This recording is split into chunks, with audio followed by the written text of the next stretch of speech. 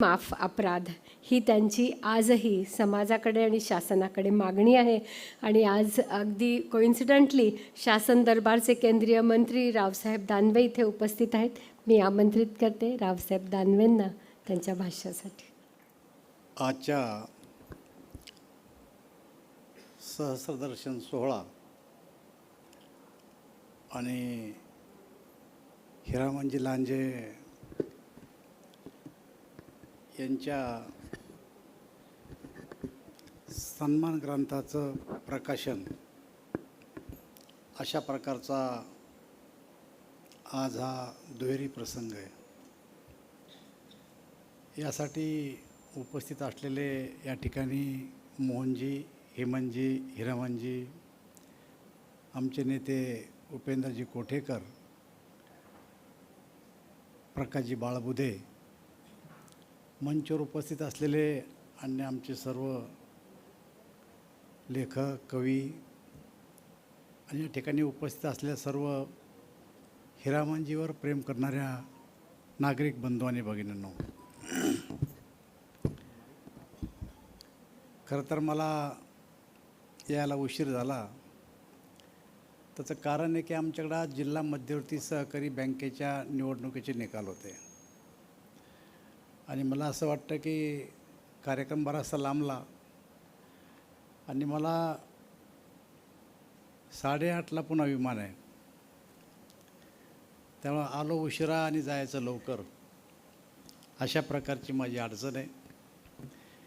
खरं म्हणजे तुमच्यासारख्या साहित्यिकापुढं, लेखकापुढं आमच्यासारख्याला बोलणं अडचणीच आहे. कारण आम्ही काही साहित्यिक नाही, आम्ही काही लेखक नाही, आम्ही राजकारणी आहे. आणि मोहनजी उठले आणि बोलले, त्याच्यामुळे मला थोडं बरं वाटलं. मी बी काही फार मोठा वक्ता आहे असं नाही मोहनजी, तुमच्यासारखं जे आला बॉल की टोलावला, ज्याला लागला त्याला लागला, अशी माझी बी परिस्थिती तुमच्यासारखी. पण बाळबुधेंनी माझं वर्णन केलं की मी चांगला बोलतो, असा बोलतो, तसा बोलतो, अशी काही परिस्थिती नाही आहे. खरं तर मी मराठवाड्यातून येतो आणि प्रत्येक भागामध्ये एक भाषेला महत्त्व आहे. जसं तुमच्याकडं झाडीबोली तशी आमच्याकडं मराठी, खानदेशामध्ये गुजरी, अहिराणी, कोकणामध्ये कोकणी, अशा वेगवेगळ्या विभागामध्ये या भाषा आहेत. आणि आमच्यासारखा राजकारणी माणूस जेव्हा मुंबईसारख्या ठिकाणी सारा महाराष्ट्र एकत्र येतो, त्या ठिकाणी हा माणूस कोण आहे असं विचारणं जरा बरं वाटत नाही. तो आला रे बोलला रे की 2-5 मिनटं जर आम्ही त्याच्याशी बोललो तर हा कोण्या विभागातला याचा आम्हाला सहजरित्या येऊन जातो. कारण आपलं बोलण्याचं टोन कसं आहे, काय आहे, याच्यावरती समजतं. विदर्भातला माणूस जर असला तर बोलता बोलता आमच्याकडं एखादा रस्ता जर मंजूर झाला तर मराठवाड्यात आम्ही असं म्हणतो की हा आमच्या गावचा इथून तर तिथपर्यंतचा रस्ता मंजूर झाला. विदर्भातला माणूस तसं नाही म्हणत. तो माणूस म्हणतो की आमचा या गावापासून त्या गावापर्यंतच्या रस्त्याला मंजुरात मिळाली याचा अर्थ हा विदर्भातला आहे, असे आम्ही एक अंदाज लावतो. आणि त्याच्यामुळे त्या भागातल्या प्रत्येक भाषा बोलीला महत्त्व आहे. आता माझ्या अगोदरच्या वक्त्यांनी जे काही लिखाण, वर्तन आणि मुद्देसूद मांडलं, तितकं लिखाण आम्ही करू शकत नाही, मांडू शकत नाही. पण जसं तुमची झालीबोडी भाषा आहे, मी प्रत्यक्षरित्या कधी त्या भाषा जवळून पाहिली नाही. पण 35 वर्ष मी आमदार खासदार राहिलो आणि त्यामुळं विदर्भातली भंडारा झालं, गडचिरोली झालं, गोंदिया झालं, वर्धा, नागपूर, चंद्रपूर या भागातल्या अनेक मंडळीशी माझा जवळून संबंध आला. पण त्यांच्या बोलण्यातून ती भाषा मला जाणवते. अगदी लक्ष्मणराव मानकरापासून माझी ओळख होती, तर आम्ही मुद्दामून त्यांच्याशी बोलायचो मराठीमध्ये आमच्या, आणि ते बोलायचे त्यांच्या भाषेमध्ये. तेव्हा दोन्ही भाषेचा मेळ करून कधी आम्ही गमतीसुद्धा करायचो. आता लक्ष्मण, आम्ही तुम्हाला जसं मी सांगितलं आहे मानकरांचं, त्या पिढीतली बरीच काही मंडळी मला दिसती बसली की लक्ष्मणराव मानकरला ओळखणारी मंडळी असतील. कारण 1977ला ते खासदार झाले, 90ला झाले, अशी काही मंडळी या ठिकाणी बसेलेत. मला असं वाटतं की या पुस्तकामध्ये जे काही विचार व्यक्त झाले ते वाचकाच्या मनाला भिडणारे विचार आहे आणि पुस्तकात त्यांच्या भावना त्यांनी या ठिकाणी व्यक्त केलेल्या आहे. या ज्या भावना हे निवळ पुस्तक नाही, तर पुढच्या पिढीसाठी हा एक ठेवा, ही एक संपत्ती आहे. आणि त्याच्यामुळं जसं तुमच्याकडं बहिण आता गेलेत ते मला वाटतं मला परिचय करून द्या बसताना की खानदेशमधल्या ज्या बहिणाबाई चौधरी आहेत त्यांच्याच आमच्याकडच्या त्यांना बहिणाबाई चौधरी मानलं जातं, म्हणजे त्यांची आठवण करून दिली. तशीच हिरामनजी लांजेची सुद्धा आठवण होईल पुढच्या काळामध्ये की या भाषेचं जे संग्रह करून जर कोणा ठेवलं असेल तर ते हिरामनजी लांजेनं ठेवलं आहे. अशी पुढच्या पिढीला एक तुम्ही संपत्ती या ठिकाणी या पुस्तकाच्या निमित्तानं मला असं वाटतं की आज या ठिकाणी आपण निर्माण करून ठेवलेली आहे. त्यासाठी आपण सर्वजण या ठिकाणी जमलेलो आहेत. आता मराठी भाषा आणि झाडीबोली भाषेमध्ये फरक आहे, थोडा फरक आहे, पण जवळजवळ मिळती जुळती आहे. आणि कधीकधी भाषेहूनसुद्धा वाद होतात. मी जास्त वेळ सांगणार नाही आपल्याला, पण माझीसुद्धा बोली जी आहे ती मराठवाड्यातली बोली आहे आणि आम्ही निजाम स्टेटमधले आहेत. तुम्हाला देशाला स्वातंत्र्य मिळालं 15 ऑगस्ट 1947 साली, पण आम्हाला 1947 साली स्वातंत्र्य नाही मिळालं. आम्हाला 17 सप्टेंबर 1948 साली स्वातंत्र्य मिळालं. तोपर्यंत तुमचा झेंडा वेगळा, आमचा झेंडा वेगळा, तुमची करन्सी वेगळी, आमची करन्सी वेगळी, तुमचा कायदा वेगळा, आमचा कायदा वेगळा. तुमच्यानंतर 1 वर्ष 2 महिन्यानं 2 दिवसांना आम्हाला स्वातंत्र्य मिळालं आणि त्यामुळे आमच्यावर पगडा आहे. आमची भाषा ही उर्दू मिश्रित भाषा आहे थोडी, आणि त्यामुळे कधीकधी आमची भाषा ऐकायची बी मजा येते. त्यातून कधीकधी वादही निर्माण होतात आणि त्यातल्या त्यात माझ्या बोलतून जास्त वाद निर्माण झाले. काही लोकांनी तर ऐकलेसुद्धा असतील. एकदा तर मी नुसतं साल्या म्हणलं, साल्या, तर माझे पुतळे जाळले, पेपरमध्ये बातम्या आल्या, माझ्या पुढं उपोषणं माझ्या घरासमोर झाले, महिनाभर आंदोलन चाललं. त्या टायमाला साल्या हा शब्द काही आमच्यासाठी नवीन नाही आहे. आमचा बाप आम्हाला घालतो, का रे साल्या तुला तिकडं जायचं सांगितलं, तू का नाही आला गेला. आमची आई म्हणते साल्या याला काही समजतच नाही, किती बाऱ्या नापास झालं, याला काही समजत नाही. साल्या हा शब्द आमच्यासाठी अवघड. आणि त्यावेळेस मी या राज्याचा भारतीय जनता पार्टीचा अध्यक्ष होतो. मी एक दिवस देवेंद्रजवळ गेलो, म्हणजे देवेंद्रजी यात भानगड काय, महिनाभरापासून चाललं आहे, राजकीयदृष्ट्या त्याला दुसरे पक्ष हवा देतात आणि कोणी उठून माझा पुतळा जाळते आणि पुतळे जाळणं चांगली गोष्ट आहे म्हणे.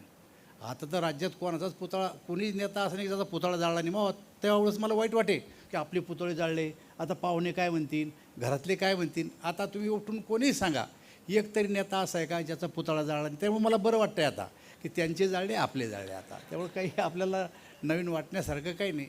तर देवेंद्रजी म्हणले मराठवाड्यात नुसतं साल्या म्हणतात, पण आमच्याकडे बेस आल्या म्हणतात, विदर्भामध्ये बेस आल्या म्हणतात. तेव्हा मला आणखीन बरं वाटलं. पुतळे जाळले तेव्हा एकदा बरं वाटलं, बेस आल्या म्हणलं तेव्हा एकदा बरं वाटलं, आणि एकदा ते आंदोलन थांबलं. असे काही माझ्या बोलीतून मराठवाड्याच्या भाषेमध्ये काही शब्दरचना ज्या झाल्यात त्याच्यावर अनेक वाद झालेत आणि चॅनलला 2-2, 3-3 दिवस चालवलेत. एकदा चॅनलनं मला मुलाखतीला बोलवलं, तेवढी एक गोष्ट सांगतो आणि मला जायचं, त्यामुळं मला तेवढ्यातच मी भाषण माझं संपवतो. मला एकदा ABP माझा TV 9वाल्यांनी बोलवलं आणि मला त्यांनी प्रश्न विचारला की तुमच्या बोलण्यामुळं कधीकधी वाद निर्माण होतात, त्याचं कारण काय. मला कोणत्या बोलण्यानं माझ्या वाद निर्माण झाला. तर मी एकदा केंद्रात मंत्री झाल्याच्या नंतर कार्यकर्ते मी मंत्री व्हा म्हणून दिल्लीत आले, कारण चॅनलवर नाव यायला लागलं, रावसाहेब दानवे मंत्री होणार, रावसाहेब दानवे मंत्री होणार. तर कार्यकर्त्याला असं वाटतं इतके वर्ष आपला माणूस निवडून आला, आता नंबर लागल्याशी राहणार नाही. मोदीजी आले, नंबर लागन. जवळपास 1000 लोक दिल्लीमध्ये जमा झाले. मला मंत्री होतो की नाही याचं नाही दडपण आलं, पण मी उद्या नाही झालो, या 1000 लोकांना कसं सांभाळू, यांना काय सांगू, हे माझ्यावर दडपण आलं. आणि रात्री मला 1 वाजता फोन आला की तुम्ही मंत्रिमंडळाची शपथ घ्यायला उद्या सकाळी गुजरात भवनला या आणि संध्याकाळी आपल्याला शपथ घ्यायची. मला जरा बरं वाटलं आणि संध्याकाळी शपथ घेतल्यानंतर आलो रे घरी की कार्यकर्त्याचं म्हणणं चाललं, कोणतं खातं मिळालं आपल्याला.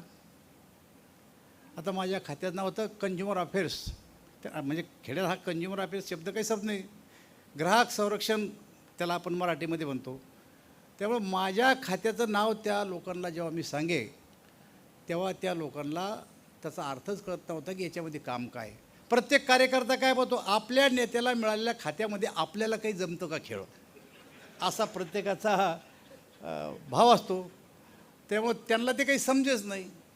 तर मी त्यांना म्हणलं, तुम्हाला काय करता, मी 12 बॉक्साचा पाना आहे. ते म्हणजे 12 बॉक्साचा पाना म्हणजे काय? अरे म्हटलं 12 बॉक्साचा पाना म्हणजे ज्यानं सायकल चालवली आहे त्या माणसाला कळल की एकच पाना असा होता 12 बॉक्साचा की सायकलमध्ये कोणता नट आणि कोणता काही फिरवतो तो तरी सायकल खोलतो बी सायकल फिट बी करतो. पुन्हा मी कोण्या खात्याचा मंत्री असो, तुम्ही कोणतंही काम आणा ना, मी करून देतो ना तुम्हाला.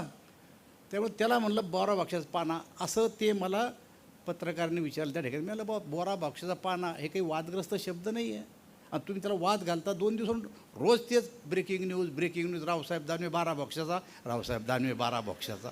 पण हे काय धंदा आहे 12 बॉक्साचा? मग मी 12 बॉक्स समजून सांगितलं. हां, ते म्हणले बरोबर आहे. आता ते म्हणे साल्या, म्हणलं आम्हाला साल्या रोजच म्हणतात लोक. हां, पण ही मराठवाड्याची भाषा आहे. तुमची जशी झाडीबोली विदर्भाची भाषा आहे, तर ही भाषा ही तुमच्या एक संस्कृतीचा भाग आहे. तसं आमच्याही भाषा एक आमच्या संस्कृतीचा भाग आहे. मी त्याला सांगितलं की मी ज्या मतदारसंघातून निवडून येतो, मी 2 वेळेस आमदार आणि 5 वेळेस खासदार झालो. 35 वर्ष सतत मी निवडून आलो. माझ्या माणसाला काय बोलावं, जसं आत्याकारांनी सांगितलं आपल्या बोलण्यातून, की मी ज्या ठिकाणी जन्माला आलो, ज्या ठिकाणचं खातो, ज्या ठिकाणचा कपडा घालतो, त्या माणसासारखं जर बोललं नाही तर त्या माणसाला वाटतं की हा बदलला आता. आणि माणसाला बदल मान्य नसतो. जर मी त्या भाषेमध्ये बोललो नाही तर ती लोक म्हणतील आता हा आपला राहिला नाही. मी म्हणलं, माझ्या भागामध्ये एक दाभाडी नावाचं गाव आहे आणि त्या दाभाडीमध्ये मी गेलो आणि त्या लोकाला माझी भाषा माहिती आहे, मला त्यांची भाषा माहिती आहे. तर आमची भाषा काय, अरे पाणी किती पडला, तो वाहोनी पडला. पाणी किती पडला, चिवळडं. पाणी किती पडला, वापसामोड झाली. ही आपली भाषा आहे. पाणी वापसामोड झाली म्हणजे माझ्या माणसाला कळतं की पाणी किती खाली खोल गेला. वाहोनी पडला म्हणजे काय, नद्या नाल्याला पूर आले.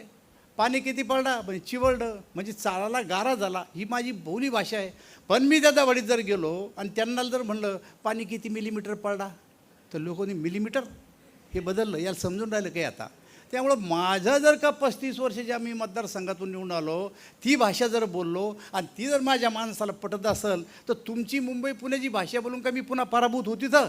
त्यामुळे माझी भाषा, मी काही याच्यावर तुमच्याशी वाद घालणार नाही. अशी अनेक प्रकारचे भाषा बोलल्यावरसुद्धा वाद झाले.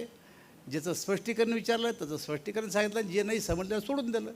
त्यामुळं बोली भाषा आपली संस्कृती ही जी असती ती माणसानं, मला असं वाटतं, शेवटपर्यंत सोडली नाही पाहिजे.